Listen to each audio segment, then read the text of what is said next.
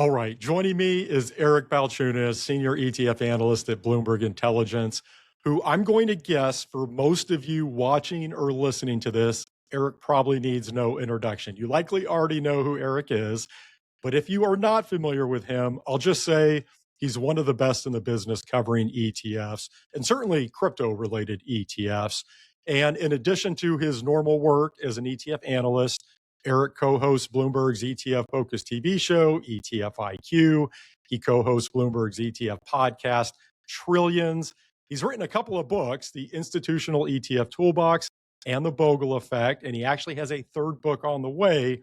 This one's on Bitcoin. It'll come out later this year. But Eric is now joining me from Paris. Eric, always great to connect. What brings you out to Paris? Yeah, bonjour. I'm working on my French. It's fun. Great place, by the way. Just a magical city.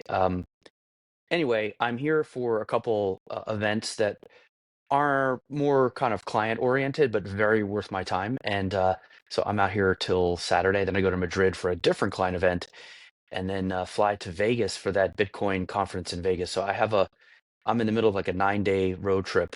That's pretty extreme. So anyway, out here and it's great. We got caught good weather, by the way. 45 Well, is the low, 68, 69 is the high.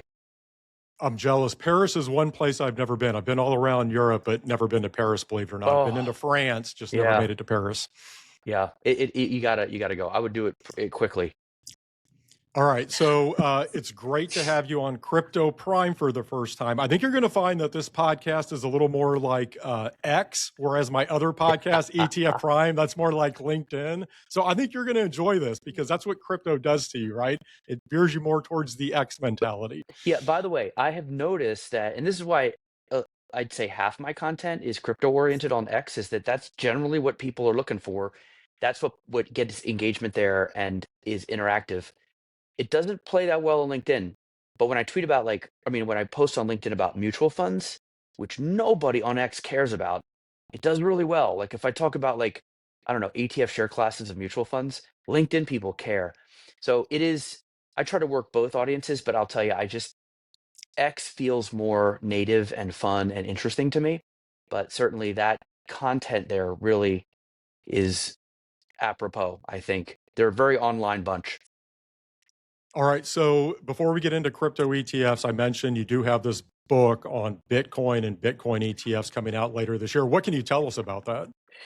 Yeah, this experience for me being looking at Bitcoin like off in the distance, um, I got pulled in by the ETF. So I'm like a regular person who spent 2 years on Planet Crypto, and I thought I wanted to learn more. I really want to get my head around this because the launch was so successful, and the more I learned, the more I wanted to learn. So I kind of went down the rabbit hole to a degree, and I wanted to write a book before I was too cryptoized. And I thought that most of the books out there were written by total evangelists who Bitcoin could do no wrong. And then on the opposite side, it was written by like journalists who wanted to make fun of said evangelists and how crazy they are. And I thought, well, what about a book in the middle that kind of looks at, both sides, gives you the risks, the rewards, the potential, but really explains to you why this crazy thing that you see off in the distance keeps hanging around. Why has it survived eight or nine, 70% drawdowns? The only things that have come back from like those really nasty haymakers are like big time stocks like Apple and Amazon and like Florida real estate. Like you have to be really desirable to come back from multiple haymakers. And why? How did it do that? And then BlackRock, how did it come up with the most successful ETF launch by like fourfold? How did that happen? So I'm trying to talk to regular people to say, listen, forget what you know. You're probably anchored to some opinion of this from like 2017. Forget it. Take a fresh look. It's coming to your 401k. Let's explain how Bitcoin was formed, what inflation is, what debt is. Let's talk about the different ETFs, the story of the launch of the ETF, and then other cryptos and the blockchain. So it's a primer, but it has a lot of ETF in it. We got an exclusive story on the BlackRock ETF and how Larry Fink went from like index of money laundering to let's launch an ETF. That took 4 years. We kind of take you through that process. And I learned a lot. It was fun to do. I wrote it with James. He knew more, but I helped kind of like de-cryptoize his language a little bit so like regular people could understand. But he's more knowledgeable than me and more native. So we called it Both Sides of the Coin. And I'm excited about it. We interviewed 40 to 45 people, including you. You had some great quotes. You were probably one of the top 15 most quoted people of the 45. Thank you. And yeah, it's coming out in late October-ish. Just out of curiosity, how did writing a book on Bitcoin compare to your TradFi books? Like, did it feel similar? Was it a similar process, or was there a completely different vibe, just given that you were covering Bitcoin and just with the people that you interviewed? Yeah, I mean, I established a template early on. All three books were written the same. Before I wrote my first book, I had read a book called I Want My MTV, which was called an oral history, which is there's no narrator, it's just quotes. So if they're talking about the Michael Jackson video, it's just the director quote, then the MTV producer quote, and then a Michael Jackson quote. So you don't actually have a narrator. I write my books with that style 30% in the book. So James and I narrated, and then we stick in the quotes from the people. There are some sections where James and I could no way articulate something as good as this person we interviewed. So I feel like the reader gets extra.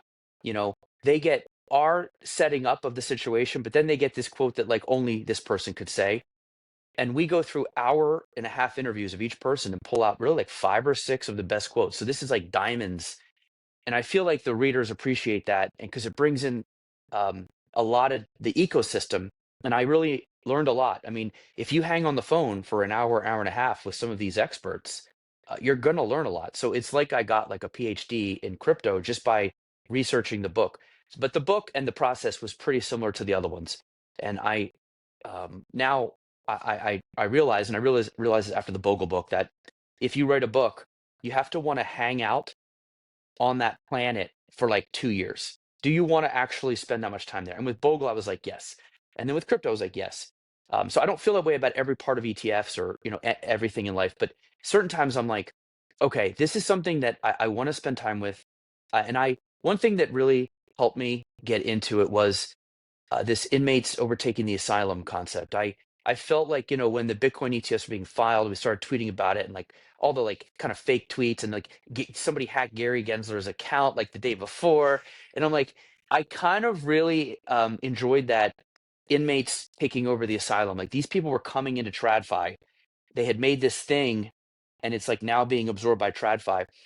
And the clash of cultures, or the marriage of these cultures, it's generational, it's point of view, and it's like they are now married. They have to get to know each other. And I felt like I was right in between these two worlds. And I also felt like TradFi underestimates crypto, and crypto underestimates TradFi, to be honest. So I try to explain all this in the book, and I really enjoyed that, being at the crossroads of this like massive collision of like all kinds of things. It was really what turned me on and made me want to spend more time with it. And hopefully we captured all that in the book.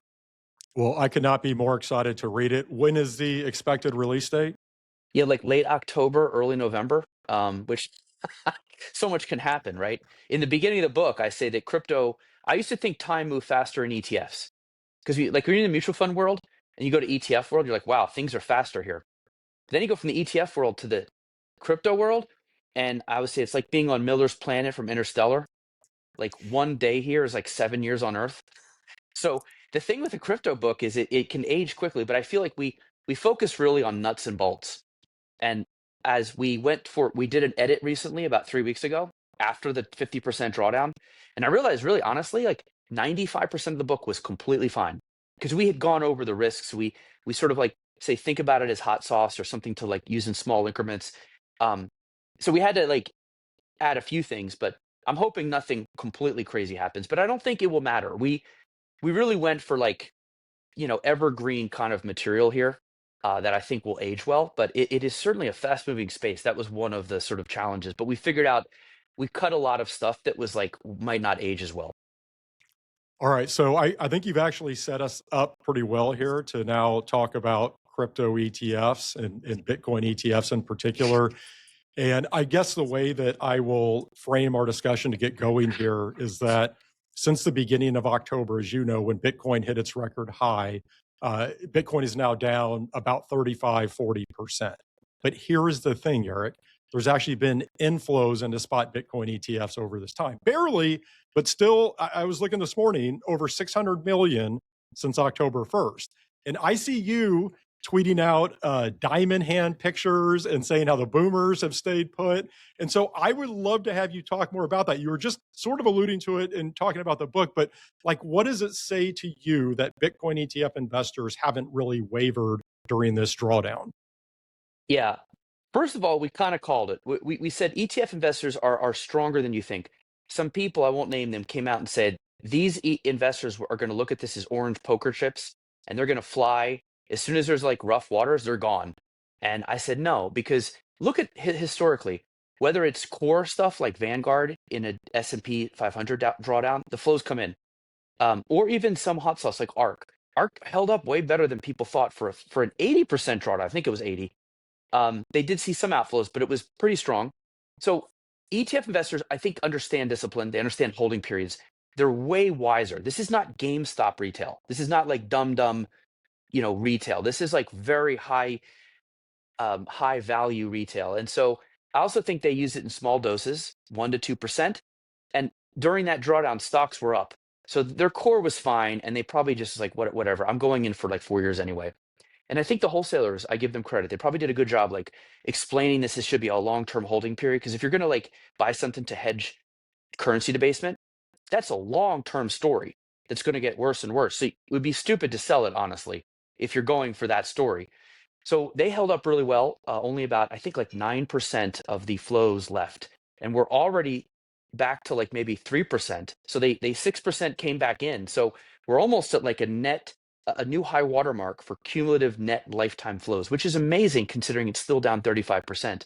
And so I do like to kind of troll the crypto crowd a little bit because I know they kind of think they're like the cool younger investor and the boomers are like lame. And so I go to Grok created image and I put in like badass boomers like sitting on a motorcycle, with fire behind them. And I have fun with Grok and I'll paste the picture and mostly they're happy. They like this troll because it's helping their cause. The Bitcoin would be down 70%, I think, if the ETF investors had been more fickle.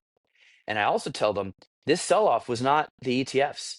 The call is coming from inside the house. It was more of the OGs, I think.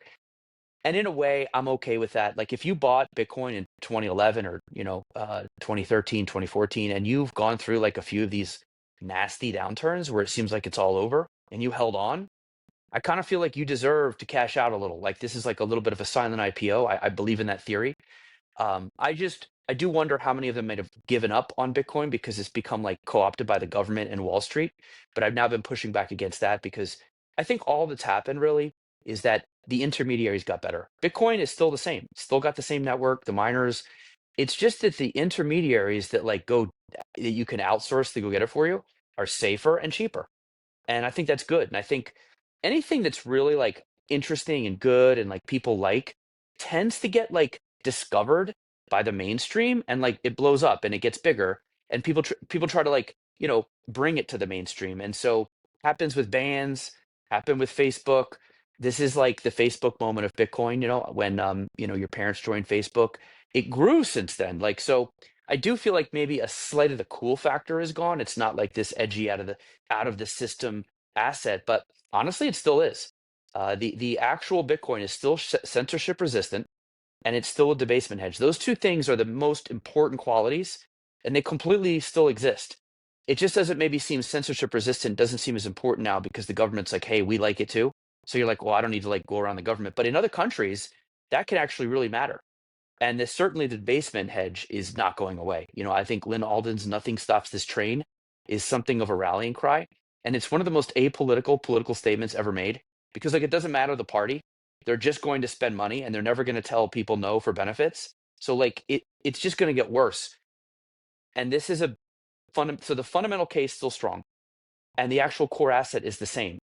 So I think the people who have like maybe like gotten upset about the mainstreamification of Bitcoin should reevaluate that and almost look at it as a compliment. This thing you were early on, like you were actually right. So we'll see what happens, but I'd like to get your take if you think the selling was some of the OGs being like, I'm out, this is like not cool anymore, or just like, hey, I've been here a long time, I'm now 35. I'm going to cash out, buy a house. I don't totally know or understand that, but clearly so much has been bought by the ETFs and companies, and individuals have seen outflows. Yeah, I think it was a combination. I certainly think the latter. I think there were a lot of OG whales who they made a lot of money and said this is a good time to take some off the table. So I think that makes sense to me. With the ETFs, I guess I just go back. You remember the early days after these launched. We had people like Peter Schiff. I know you said you weren't going to name anybody, but he jumps out at me. And we had all these naysayers telling us that Bitcoin ETF investors would be like rats fleeing the sinking ship when Bitcoin had a drawdown, right? And now we have this drawdown, and what do we have, like 58 billion, something like that, into Bitcoin ETFs?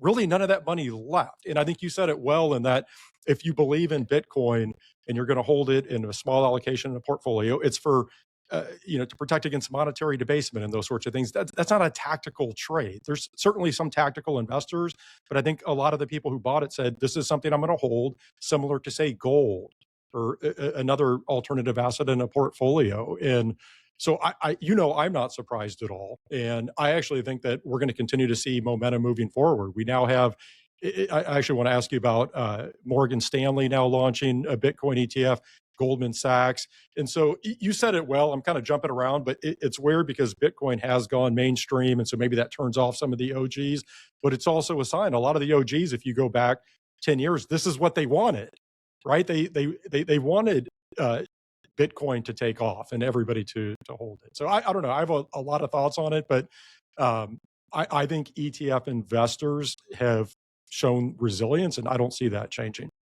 Yeah, and one point on the returns, IBIT since launching is still up like 70 or 80%. From the media, you'd think it was like down 80%. It's actually a very successful launch. Annualized, what is that, 35 or something? That's like it's better than the S&P since launching, and that is it. And that was supposed to be a sell the news. If you go back to when BlackRock filed, when it was like buy the rumor, it's like up triple digits easily, maybe 200%. So the thing is, it went up 450% in only 24 months, 2024 and 2023. So you can't go up 450% in 2 years and not have some like, like a blow off top kind of where people are like, okay, this is too much. So it's still completely successful. It just, if you measure it from that 126 top, yeah, it came down a lot. But I've said this the whole time. It's two steps forward, one step back. But in that 450% run, it was like 20 steps forward. So you had to take 10 steps back. So But there's a lot remember, of relativity here. return expectations on Planet Crypto are way different than return expectations in TradFi. And True. so Well, you think about the historical return in the stock market, 9-10%. Nobody in crypto wants that. They're trying to get that off of I know. yielding Yeah, in some DeFi app. yeah. Well, I did ask them. I would propose the questions like, let's say those 2 years, if we could take 200% of the 450% and scoop it out and sprinkle it into 2025 and 2026, would you like that? Because then it would be the same growth. You'd be at the same spot, but it would be less roller coaster and more of a steady climb. And I honestly, they probably don't like I think they like the rush when it goes up, and then it comes down. Then it's like, when's the next rush? But in the end, you have to sort of like play with your brain a little bit. And this as a stock investor, you have to do the same thing with stocks. Stocks have been up so much, and sometimes like, look, nothing goes up forever. Things have pullbacks. Like, it's not the end of the world. Like, it doesn't mean its purpose is gone just because it has a pullback. Like, some of the narratives around it, just because it went down for a little while, it same thing happens with stocks. Like, it just, people get so crazy and they're so terminally online, but you have to look at these things in 5-10 year increments. Everything's fine. Well, I'll just say if you look year to date, Bitcoin is down about 10%, and there's been nearly $2 billion in inflows into Bitcoin ETFs. And those flows recently flipped positive. So if you look over about the past 2 weeks, there's been about 2.2 billion. So that's, again, I just think the momentum is here, and I don't see it slowing down. So go ahead. Also, one thing on that, this is really important because it's easy to take in flows when everything's going well. It's like finding friends when you're successful, but when you're down in the dumps, it's a lot harder. And so just the fact that the hole was small is really important because then it's easier to dig out of it and get to that new territory. I will say for something that this shows that even though it is hot sauce, it isn't. No hot sauce area has retained investors this level in a 50% drawdown. I've just never seen it. It's special. When gold went down like 30, 40% about 6 years ago, a third of the investors left GLD. Like they kind of left. They looked at it as a trade, I believe. So this has got really even more than I even anticipated staying power for a hot sauce. It's very volatile. That's a good sign. Again, it tells me people have mostly bought it for this long-term debasement hedge as opposed to like FOMO or get rich quick. 100%. I mean, we've seen that time and again in other ETF categories. When you have significant drawdowns, you have these massive outflows, and clearly that hasn't been the case here. Okay, Morgan Stanley Bitcoin ETF, ticker MSBT. This thing already has over $160 million in assets after only 2 weeks or so. I'm assuming you think this will continue grabbing some market share? Oh yeah. I mean, to me, it's the most important launch since IBIT, since the first 10 came out in January 2024. So this is big because these banks are very conservative, and wirehouse banks especially. And this is the granddaddy of them all. The $7 trillion, it's more than any other wirehouse. And when we say wirehouse, we just mean like an army, a network of like these brokers and advisors that's all over the world, really. And a lot of them look to what like the home office is doing.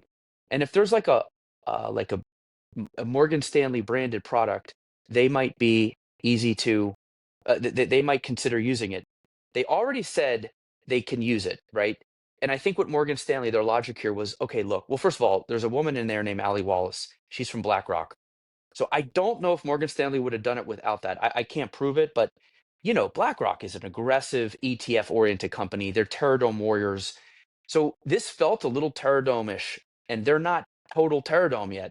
So I think Ali Wallace, I think she probably deserves some credit to get them over the line here and be like, look, let's go in cheap. I think the selling point was this. If our advisors are going to start to buy this Bitcoin stuff, and they're probably going to use IBIT, do you want to have them pay us or Larry Fink? Like, why don't we make the money? So then 14 basis points seems like better than nothing. Like, would you rather make 14 basis points or like give 25 to Larry? And I think that is a very easy case to make, given they have that internal network. So the advisors also probably would not use it if it was a lot more than 14, because at 14 there's no conflict of interest. They can feel like they're doing a fiduciary, they're fulfilling their fiduciary duty, and their conscience is clear. And that's also important. We've seen that other firms have done that in different areas. JP Morgan did with like, the Canada and Japan ETF. Remember when they took BlackRock had a more expensive one, they came out with an in-house version, and it had to be cheaper. And in their case, it was much cheaper. So this is a smart move, in my opinion, business-wise, but it is really this. It's almost like if BlackRock was the first shot heard around the world, this is the second one. Like there is nobody on Wall Street or in any part of our business that's not like, okay, wow, like at first it was like, well, BlackRock just does anything, they probably, again, same thing with the ETFs. At some point, people were like, just try to make excuses for why it's still succeeding and other people are doing it and they shouldn't. But at some point, it's like you're the only one left, and it feels a little like that, where it's got this domino effect where and now Goldman came out like literally like a couple days after the Morgan Stanley ETF launched. That's another one. That's also incredibly interesting because that's going to have like income. And remember, the premium income is a special brand that was developed at JP Morgan. It's a better name for covered call. And that person who worked there moved to Goldman and they helped make JEPI the biggest active ETF in the world. And so for them to apply the same concept to Bitcoin, having just done it in equities, is very powerful. And I don't know what they saw, what writing on the wall. Maybe it was Morgan Stanley, but that was almost more shocking because I honestly thought that they would just be like, we're doing buffers, we're going to serve the boomers. But then I kind of thought about it and I thought, well, Morgan Stanley gives them cover, and also they probably have clients who are conservative and really looking for income. And it's like, oh well, this can be Bitcoin without all the craziness. And like you said it with training wheels. And that's probably how they got it through upper management. And now you got Goldman, Morgan Stanley. It's like, and then Schwab came in like that week. I mean, at this point, it's like, it's not even, it's over. It is in TradFi. Like, it's game over. Like, it is an asset. You can lever, you can use it or not use it. But now it's, to me, it's like gold. It's just in there. It's now part of some people's portfolios. It's not going away. And I think with all of those things, it just further solidified that, like, it is here to stay, and it is completely legitimate and mainstreamed at this point. Again, I'm not saying you should invest in it, but I'm just saying, like, that's how this works. I so you and I lived through the same thing with ETFs. They drop like flies because their peers give them cover. It's like my kid. They all have the mushroom haircut. It's crazy. I'm like, why don't you? But I was like, "What? You look better with your hair kind of combed to the side." And he's like, "Nah, I got to have the mushroom." They did. People like to act. It's like peer pressure, and the more the peers do it, the more it's like it's safer to do. And then at one point, it becomes almost weird not doing it. And so TradFi isn't any different than any other sort of like group of people. So this is a big deal, and it's 168 million. It's taken in flows every day, so it's starting to succeed and gain traction. And so again, it's just so wild to see this. And I will just say this: this is the first asset in history that came from the underground and got institutionalized. It always goes the other way. It's like, we have these cool things for like the rich people and the institutions. Let's democratize them. It's never like been the other way. And that's something about this I find so interesting. Well, I'll just say I actually expect Goldman to launch a spot Bitcoin ETF. I think they're going to join the party here. I wouldn't be surprised to see JP Morgan jump in because they fit the same mold as Morgan. They have this army, this distribution network, this army of advisors through which they can sell. And so, but you're right. Everybody now has joined the party. All of the old guard Wall Street institutions are now in Bitcoin.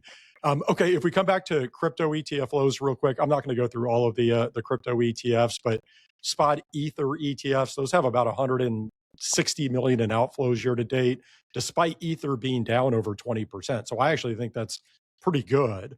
And then if I look across Solana, XRP, Chainlink, HBAR, there's a long tail now of crypto ETFs. Those aren't lighting the world on fire, but if you look as a group, still positive inflows overall, despite, again, very tough performance. So any other big picture takes on just crypto ETF flows overall? Yeah, I mean, they're all they've held up pretty well.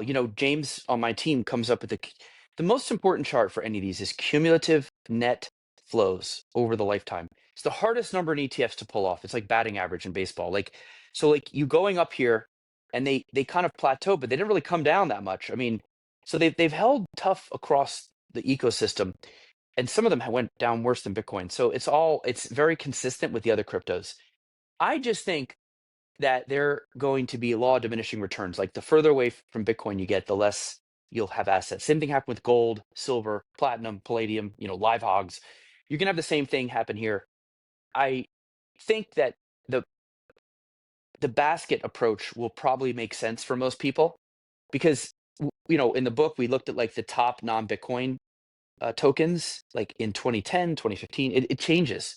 There's Ether is pretty stable there, but it's kind of like stocks.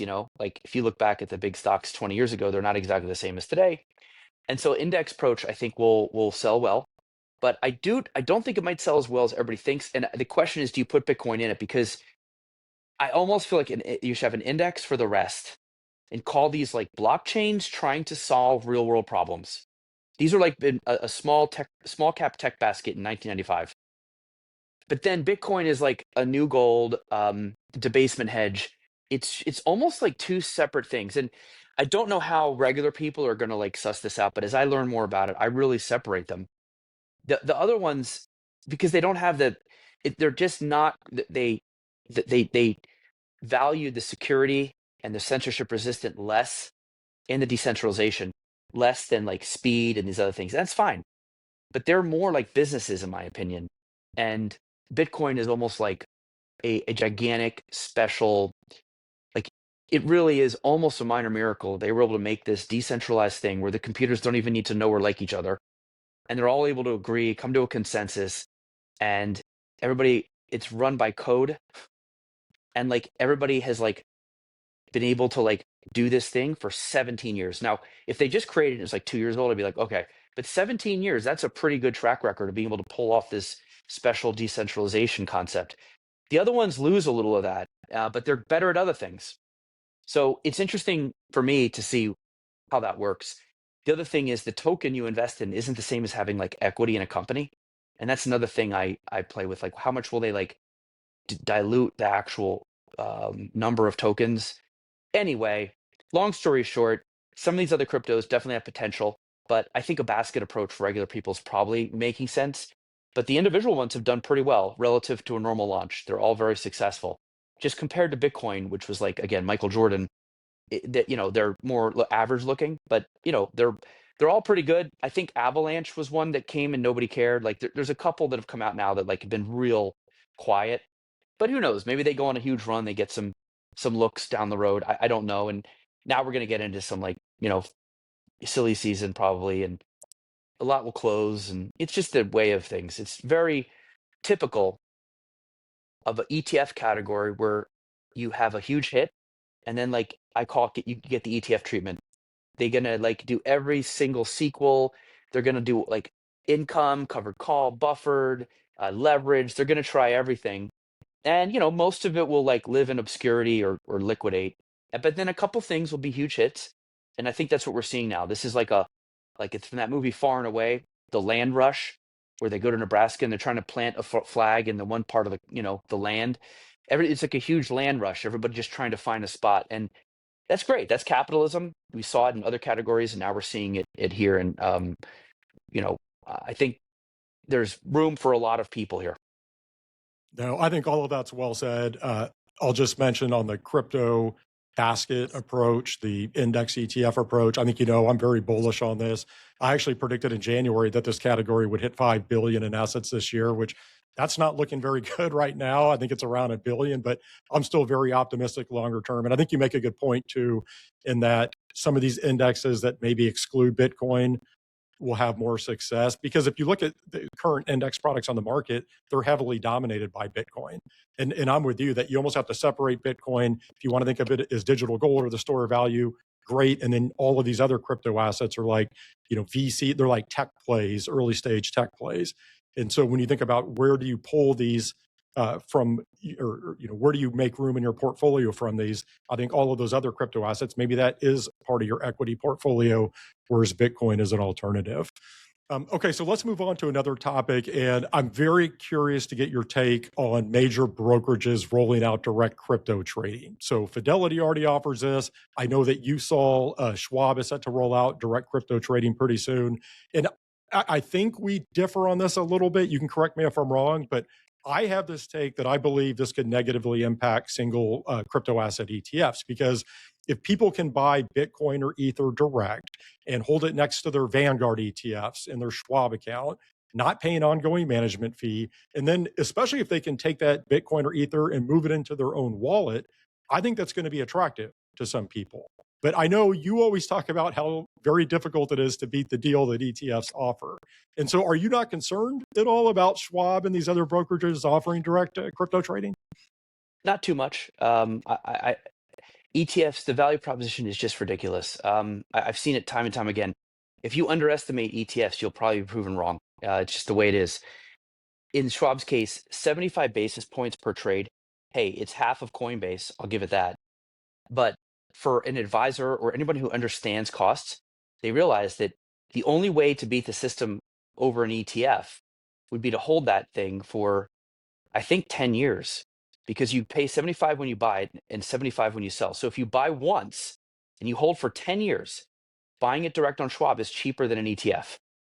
But not many people do that. They buy it maybe when they have new money. So every time you make a purchase of a direct crypto on Schwab, you're moving your cost benefit analysis back 10 more years. So all of a sudden you're in like 30, 40, 100 years. Is it the end of the world? No, because if Bitcoin performs really well, who cares if you paid 75 per pop? But I think the people who don't care are younger, retail, and if they care about being on chain, they're probably, again, younger and retail, less money. So there'll be some people who probably do it. I just think the ETFs, by the people who are the advisor, like the main audience of ETFs, they understand round trips and the expense ratio, and they're going to be like, no. Not only that, I think ETFs will have that brand, iShares, Fidelity, Bitwise, Invesco, Morgan Stanley, and advisors love that. They love those brand names. So I think with the ETF, you get a lot. It's regulatory halo sitting on top of it. People forget there's a lot of other advantages besides fees too. So I just think the ETF is more powerful than people think. I thought if Schwab came in at 10 basis points, that would really move some heads. But I think 75, it feels pretty archaic versus what people expect these days. I mean, elsewhere on Schwab, you can get everything for free. It's like stocks and ETFs are free. So I would say I'm mildly bullish. I think more it's the optics are bigger. Just Schwab getting involved. Yeah, they had that guy in the suit coiner, which is, by the way, suit coiners is a whole chapter in my book. I love this concept. So this guy is suit coiner. He's talking about the portfolio and the risk. He's like speaking perfect boomerese. And he's talking about risk allocation. I'm like, oh, that is what matters. I think that's very major. Again, the more you get these people, because that's the language of money. Most of the money is with boomers. So that is a very important part of this. So I would say it's net positive. I just think I would say don't underestimate the value proposition of ETFs versus what's currently offered by Schwab. I actually tweeted out that Schwab video, by the way, and I tweeted it along with BlackRock's Jay Jacobs, who I know you know. He was talking Bitcoin on Fox News, and it was perfect Yeah. because he's very good at it, but it both felt similar, right? These big asset managers trying to talk crypto to boomers.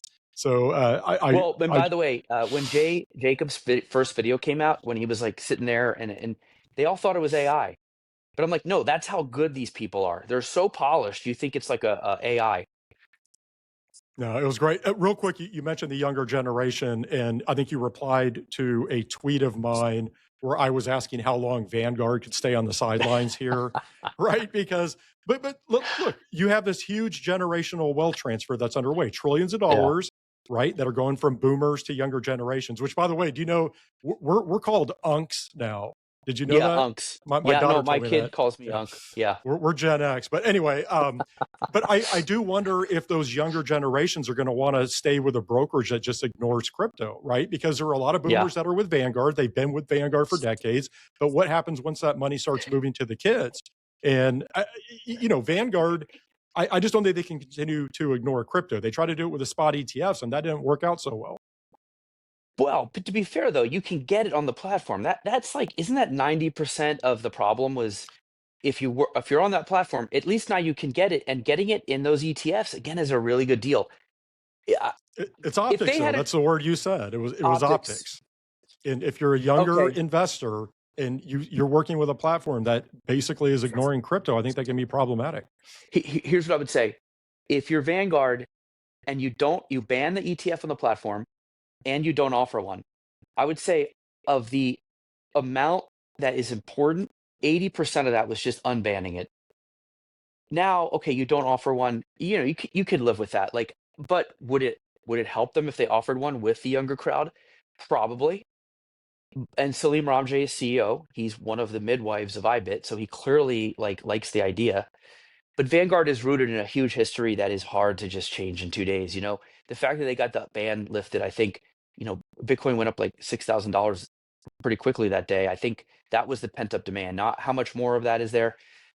I don't know. I mean, Vanguard, the way they might do it, and to your point, is to be like, we have to cater to younger people, because if they do have an Achilles heel besides service, although they've worked on that greatly, it might be that they sound like mutual fund, they sound like boomer. Some of these asset managers are very associated with mutual funds and old people. Um, and but I will tell you from their flows, I don't think they're worried. Vanguard takes in um, about 1.5 billion a day, which is, again, that's nobody's ever taken in 1.5 billion a day in flows ever in the history of anything. Like, they're on another level, and that's more than last year. So Vanguard is growing how much they take in.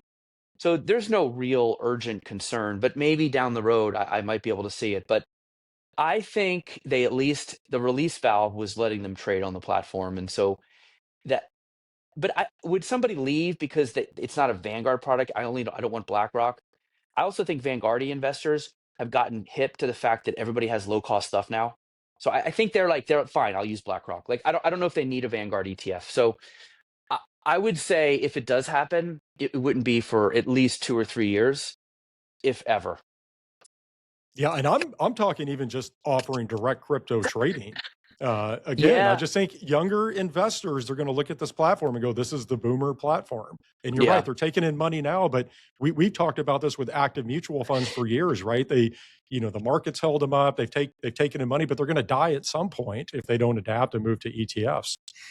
Yeah, somebody on Twitter said Vanguard is the final boss. And I agree with that. If I Vanguard like launches that. a Bitcoin ETF, then it's over. I mean, I suppose you could always say, well, at least they don't, or if you're a hater, you can say, well, at least Vanguard hasn't done it. But that would be the last. I mean, Peter Schiff becoming a Bitcoin fan might be the last domino. All But right, the real domino quick. before that would be Vanguard. I know you have to run. You've been very generous with your time. Just very briefly, tokenization. And I bring that up because I feel like you and I have gone around and around on this a little bit. And so I'm just going to very simply ask you, do you never see a wrapper or technology that will come along and replace ETFs? Because you saw ETFs do this to mutual funds. So isn't it possible that tokens could do something similar, that they could offer a better investment delivery vehicle than the current ETF wrapper? Maybe the problem with tokenization is everybody would have to move on chain. And I think for the boomers and even older Gen X, they have no interest in that. I think maybe some will catch the Bitcoin bug and like want to do off chain, or if they need a reason to be censorship resistant, or maybe they start buying concert tickets or something on chain and get experience with it. That could help. So yeah, maybe 10 years down the road. I think for now, tokenization will simply distribute ETFs to people on chain. It's simply gonna the on chain people and the people in emerging markets who don't have a Schwab account is a lot of people, but it's very little money. Most of the money is held in the developed world, with boomers who have Schwab accounts or Fidelity or whatever, and or use wirehouses. And like they're completely happy with ETFs. And remember, the mutual fund industry is 110 years old at this point. ETFs are 35, but they didn't really start to hit their stride till like 10 years ago. And we just got to this investor utopia where you can get almost any major asset class for under 5 basis points in a liquid, highly liquid ETF, tax efficient. I mean, that is tough to disrupt, Nate. I mean, I hear to disrupt something, you almost have to be 50% better, not like 2% better. So I just don't see it. But the plumbing, I think, is going to start to work in blockchain, and potentially you won't even know you're tokenized. You just still look like you own VU, but it's a token, maybe. I just think all this will take a lot longer simply because there's no real urgency for the customer to move. They're very happy with ETFs. They can do anything they want. I don't even think they want 24/7 trading. Who gives a like some of the stuff tokenization offers, like you don't even need 24/7 trading, don't need it. Now, people in developed markets, maybe they can't get ETFs easily. So I just think what's going to happen is these ETFs are so good that the tokens will help distribute these adult assets to the on-chain people who consider 60/40 Bitcoin Ether. But they're getting older, maybe they're getting married, and they're like, their partner's like, dude, we get some real stuff in here.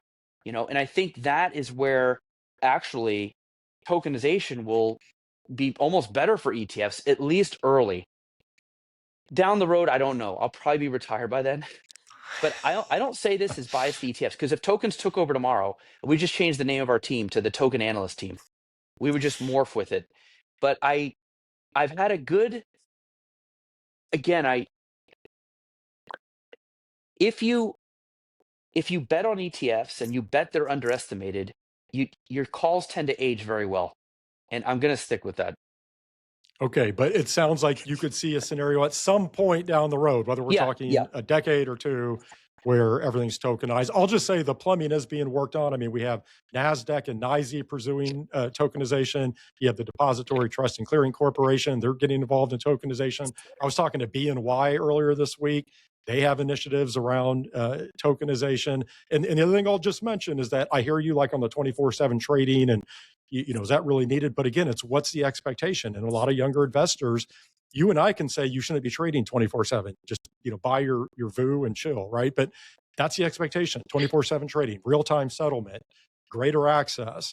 And you're also cutting out intermediaries, which reduces cost out of the system. So I just think we're heading and that. that's I one think, yeah. yeah, The go ahead. reduced cost is something I hear, but I'm like, honestly, 3 bips, 2 bips, SPY-M is 2 bips. I mean, that's no, it's, and I don't think people want free. I think they actually want to pay a little bit. Like it just feels like almost like where's the ripoff if I'm paying free?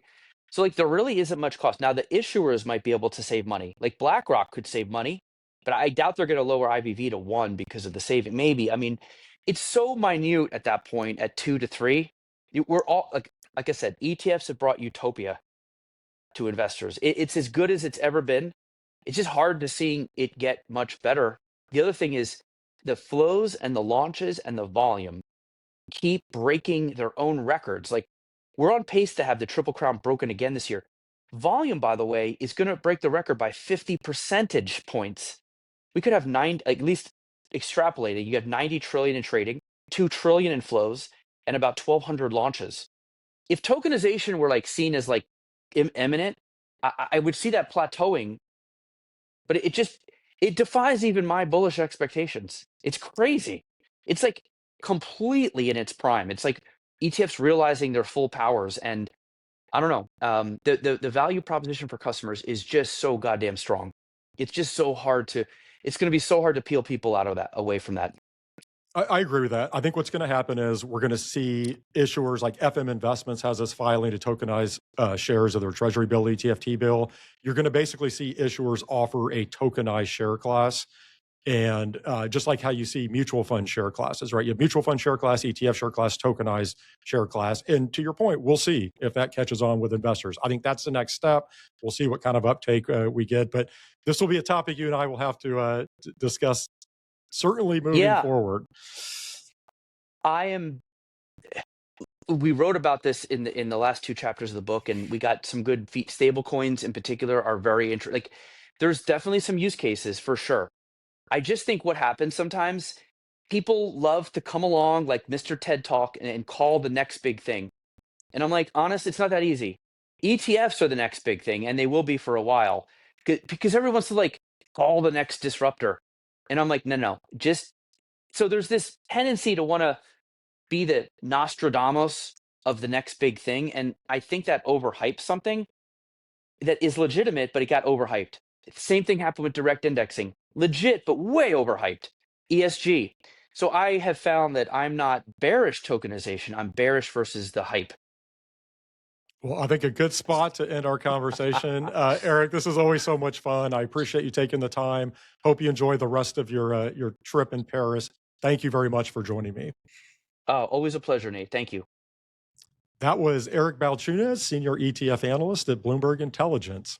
Thank you for listening to or watching Crypto Prime. As always, you can stay up to date on all of my latest guests by visiting CryptoPrimePodcast.com.